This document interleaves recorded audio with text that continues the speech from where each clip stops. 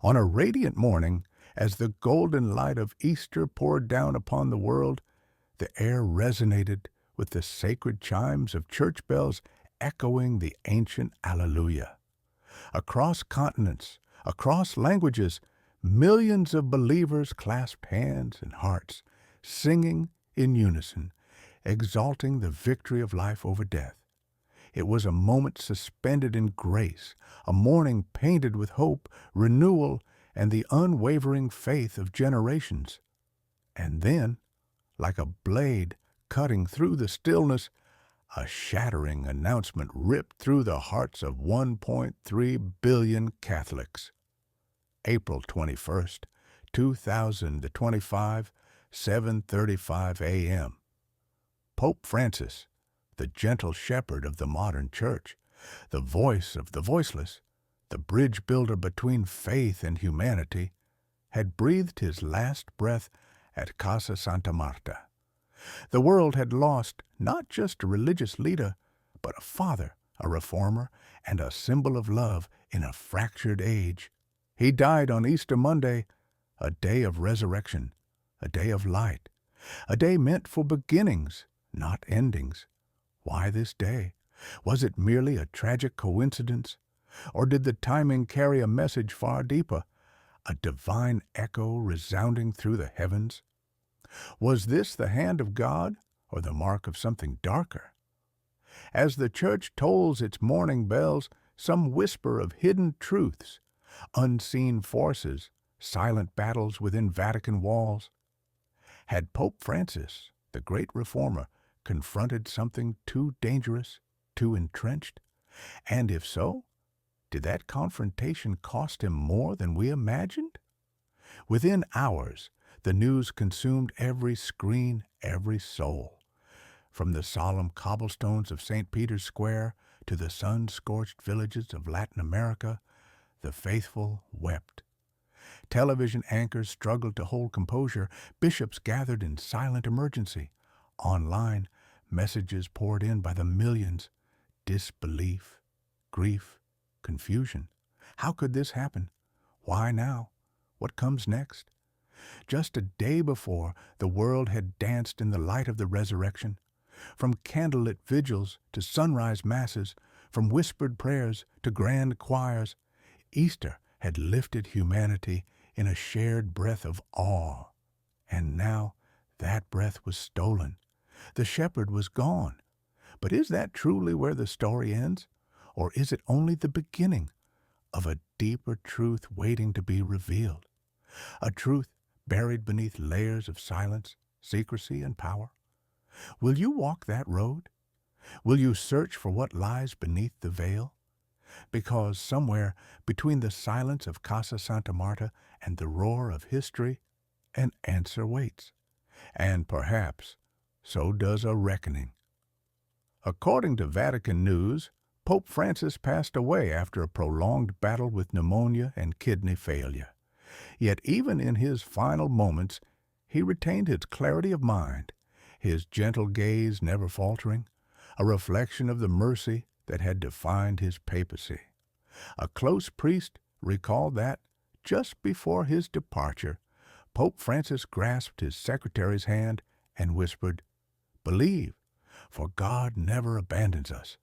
Those simple words, profound in their depth, were like a soft breeze across a dry desert, rekindling hope amidst the storm of sorrow that swept over millions of the faithful. But even as these words lingered in the air, one haunting question hung suspended in the minds of all. Why did God call him home on Easter Sunday? Was it mere coincidence? Or was this a sign, a divine message warning that the Church is about to enter a new passion where faith itself will be tested to its limits? In the Bible, Jesus once foretold, "I will strike the shepherd, and the sheep of the flock will be scattered." Matthew 26:31. Could the passing of Pope Francis mark the beginning of a new, darker era, where the Church is torn apart by division, power struggles, and the lurking shadow of corruption? Let's take a closer look at this mystery, because the truth, though painful, has the power to change you forever. Do you think this is just a random event, or is it the unfolding of a prophecy that has yet to fully reveal itself? Leave your thoughts in the comments below. To understand the deeper meaning of this loss, we must journey back in time to the young boy, Jorge Mario Bergoglio, born on December 17, 1936, in Buenos Aires, Argentina, to a humble Italian immigrant family. Jorge grew up with a Bible in his hands, his eyes shining with a deep desire for God. Those afternoons in the church, where he would tremble as he read the words of Scripture, felt as though each verse was a heartbeat within him. "I want to live for God," Jorge once said, and that promise shaped his entire life. His calling to the priesthood took root early. In 1958, Jorge joined the Society of Jesus, the Jesuits, where he refined his intellect in philosophy and theology. But perhaps more importantly, it was there that he learned the true meaning of living in poverty and humility. When he was ordained as a priest in 1969, Jorge Mario Bergoglio did not choose the path of glory or power. Instead, he threw himself into the dark, impoverished alleys of Buenos Aires, bringing books to orphaned children, hot meals to the homeless, and words of comfort to broken souls. "I want to be close to God's people," he said, and that became the guiding principle of his life. In 1992, Jorge was appointed auxiliary bishop, and in 1998, he became the Archbishop of Buenos Aires. Here, he launched the Bread and Fish program, distributing food to the poor and offering vocational training to unemployed youth. He was never afraid to enter the slums, sit with drug addicts, and listen to stories that no one else wanted to hear. Even as a cardinal in 2001, he took the bus, cooked his own meals in a small apartment, and rejected all forms of luxury. Then came the fateful night of 2013, when white smoke rose from the Sistine Chapel. Jorge Mario Bergoglio was chosen as the Pope. He took the name Francis in honor of Saint Francis of Assisi, the saint of poverty and peace. On the balcony of St. Peter's Square, he greeted the world with a simple Italian phrase, "Buonasera," good evening. And when he bowed his head to ask the faithful for their blessing, the world was stunned. A pope who did not sit on a throne, but bowed before the people of God. For over a decade, Pope Francis was not only the Pope, he became a beacon of light for the world, guiding humanity through its darkest times. First, Laudato Si, the Cry of the Earth, 2015. He issued a historic encyclical on the environment, warning, "We are destroying our common home." He called for the world to act on climate change, and even non-Catholics had to listen. If we do not change, the consequences will be destruction. Pope Francis II, the Year of Mercy, 2016 to 2017. He opened millions of doors to the confessional, held vigils, and organized mobile confessionals. Millions returned to the faith, healing broken relationships. At a refugee camp in Lesbos, he knelt to wash the feet of a Muslim, an image that moved the world to tears. Third, the COVID-19 pandemic, 2020 to 2022. As humanity plunged into crisis, Pope Francis became a lighthouse of hope. He spent over $4 million from the Vatican's budget to buy vaccines for the poor countries. He prayed tirelessly, called doctors everyday saints, and condemned corporations putting profits above human life. The image of him standing alone in St. Peter's Square under the pouring rain on May 27th, 2020, became an immortal symbol engraved in the hearts of billions. Fourth, the conflict. Ukraine, 2022. When war broke out, Pope Francis repeatedly called for a ceasefire. He sent envoys as mediators for peace. War is a failure of humanity, he said. His words forced world leaders to confront their consciences. And finally, Vatican reform, the pinnacle of courage, but also the spark for a storm of power struggles. Pope Francis declared war on corruption within the Vatican's banks, a place once tainted by money laundering scandals. He established the Economic Council, appointed international auditors, and froze millions of euros in suspicious accounts. At the same time, he empowered local dioceses, promoting a model of communion church, where local bishops had a stronger voice, challenging the centralized power in Rome. But these reforms did not come without a fight. The storms raged fiercely. Conservative cardinals like Raymond Burke openly accused him of destroying tradition, calling the changes blasphemous. Those hiding in the shadows whispered of conspiracies to overthrow him. Was Pope Francis paying the price for his courage, or had his opponents secretly pushed him into danger's path? A deadly secret, hidden within the Vatican. These events were not just milestones, they were warnings. Pope Francis had seen the darkness approaching, war, injustice, and the decline of faith. But he also saw the light of the resurrection and dedicated his life to kindling that flame. Do you think he succeeded?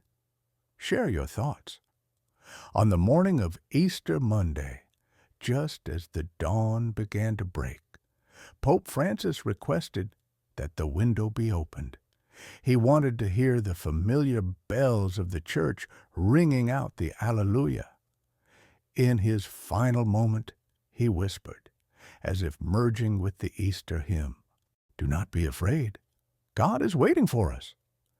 Those words were not only a comforting farewell, but also a prophetic message, spoken just before he entered the eternal light. That moment was not merely the passing of a person, it was a warning, a clarion call for the church. In the Bible, the death of prophets is always linked to a time of great trials, where faith is tested and power and corruption threaten the church's purity. Could the passing of Pope Francis be a sign that the church is about to enter a spiritual battle? Some have whispered about the prophecy of St. Malachi, a 12th century text that predicted the final pope, Peter of Rome, who would lead the church through the end times. The passing of Pope Francis has caused many to ponder. Are we living in the final days of the world? However, let's pause and reflect. That prophecy, though captivating, has been rejected by the Church as a forgery. Scholars, from the Catholic Encyclopedia to modern historians, agree that Malachi's list of popes was written later and edited to fit historical events. And as Jesus himself taught in Matthew 24:36, "No one knows about that day or hour, not even the angels in heaven." So instead of succumbing to fear over vague predictions, let us listen to the words of Pope Francis. Live your faith through love and charity. His passing is not a reason for fear, but a reminder to live with courage and hope. Pope Francis's passing opens a new chapter, one filled with uncertainty for the Church. The upcoming papal conclave will be a battlefield of faith and power. The cardinals will gather in the Sistine Chapel, where the white or black smoke will signal the church's future. But behind those doors is a quiet confrontation between reform and tradition, between hope and fear. Three prominent names rise from the shadows of light and darkness.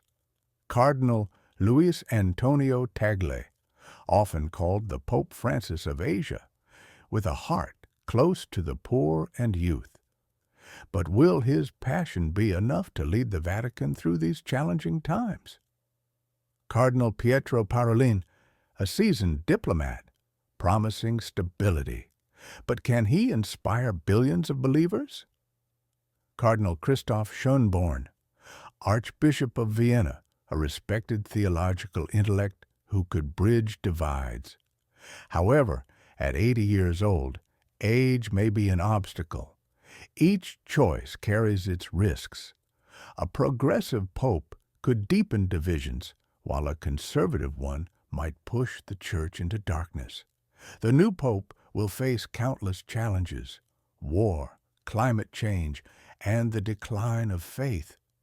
Will they have the strength to carry on Pope Francis's torch? Or will the church fall into chaos? Leave your predictions. The world is breaking apart. War in Ukraine, hunger in Africa, climate disasters in the Pacific, these are all warnings from God. Pope Francis once spoke of a throwaway culture, where people are treated as disposable. Are we ignoring his call for change? The Bible warns, "Watch, therefore, for you do not know on what day your Lord is coming."